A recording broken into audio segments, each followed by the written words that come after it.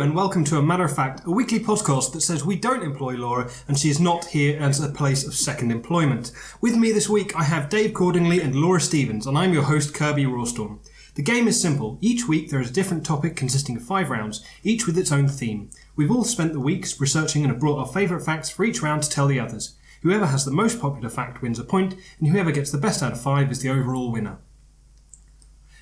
For this episode, the topic is crime, pertaining to anything against the laws of a country, state or principality. This was originally politics, but given our politicians, we didn't think the facts would change too much.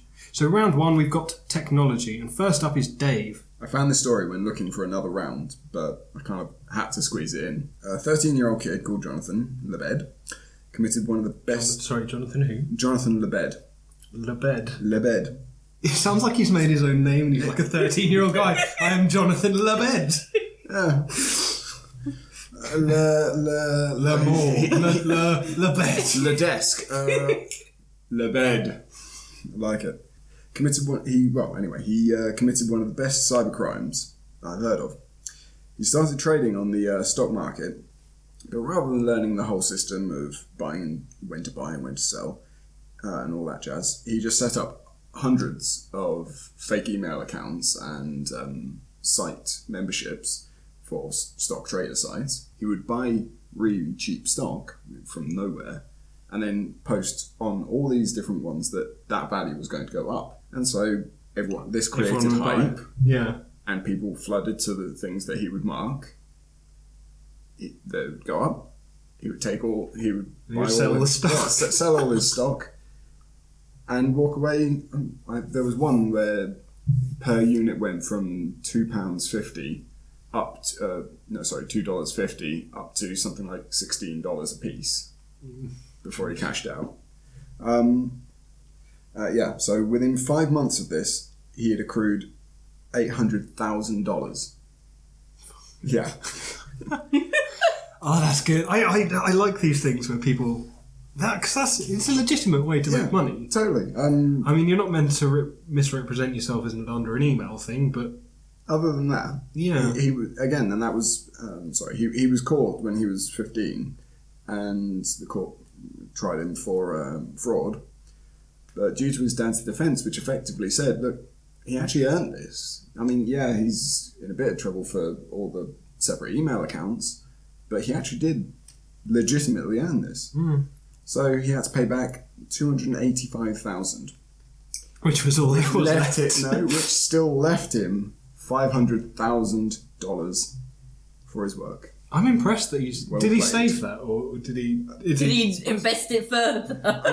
That's all the story I got, but I hope so. I don't know, spun it all on black or something. I was going to say, you kind of wonder what happens to these people, because you hear about them in this kind of stuff, and it's, this guy did that and it was really clever. But you've got to...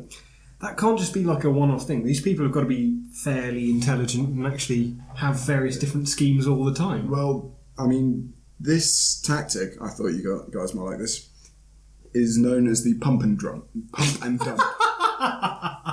That's what the method's referred to as, the pump and dump. Pump and dump.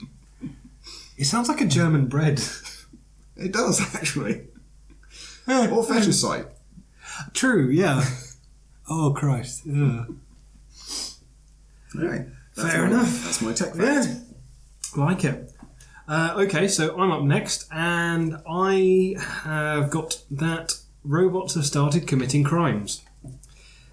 So this is based on 2 London artists, and they created a bot for the internet that randomly purchased things from a hidden kind of darknet market using Bitcoin and things like that.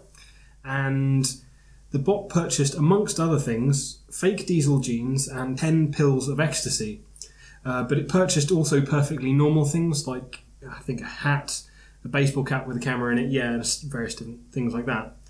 And they did it to prove the point that if you create something and if you create some like artificial program and it does something randomly, that basically it's not your fault for receiving it because this is something that the thing has done independently. You haven't programmed it to do it. It's just happened by accident.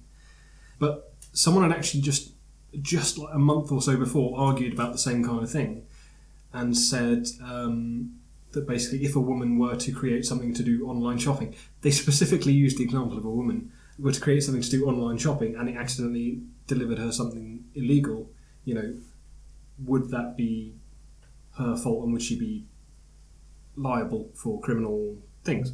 And it was decided that no, she wasn't. But they've worked out with this one, and they've said it can kind of be argued both ways about whether it's a crime or not, because these guys specifically released it onto a dark net, or basically the dark side of the internet where you get all these drug deals and all this kind of stuff. And yeah, because they've released it into this specifically ambiguous place with the hope of getting something random and illegal ordered, then they're guilty of reckless intent. Well, it seems to be a bit of a hard line, because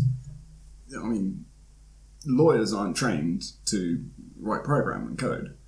So these people can say, no, I totally didn't write it to do this. Yeah. And there's no way that someone that doesn't code can prove that is the case. But you can get experts and things to testify in various different bits. I mean, if this was actually became a thing, you would have experts in programming. What does law getcrack.exe mean? Yeah. It's looking through the lines of code. Follow the white rabbit. Yeah. Anyway, that one's mine. Laura, what have you got? Well, I've got that between 1995 and 1998, the News Corp satellite pay-to-view encrypted Sky TV service was hacked several times during an ongoing technological arms race between Pan-European Hacking Group and News Corp. Sounds a bit, okay, fair enough, bit of techie, bit of crime. Why have I decided to talk about it? Well, that's because the original motivation of the hackers was to watch Star Trek reruns in Germany, which was something which News Corp did not have the copyright to allow. Well played, Laura. Well played. Did they have the programs and they just weren't allowed to show them, or did they? It's one of those things like if you go on certain websites and things, and it'll go, you're not allowed to stream this video From in your region. country, in your region, etc., because there's not the copyright and the mass production rights, etc. Same sort of thing is applied to Sky and individual sort of TV channels and etc. So what you're entitled to show in specific countries, be it Germany, be it Australia or whatever, is subject to the licensing laws and publish laws there. Gotcha. So obviously News Corp, they didn't buy into. So basically, instead of buying an American DVD, they decided to hack this. Yeah, they just website. Decided to hack satellite. an encrypted TV service just to watch reruns of Star Trek. Huh. It doesn't go into which Star Trek series? I don't know, but I'm going to say it's not logical. Damn it, I'm a hacker, Jim. Not a doctor.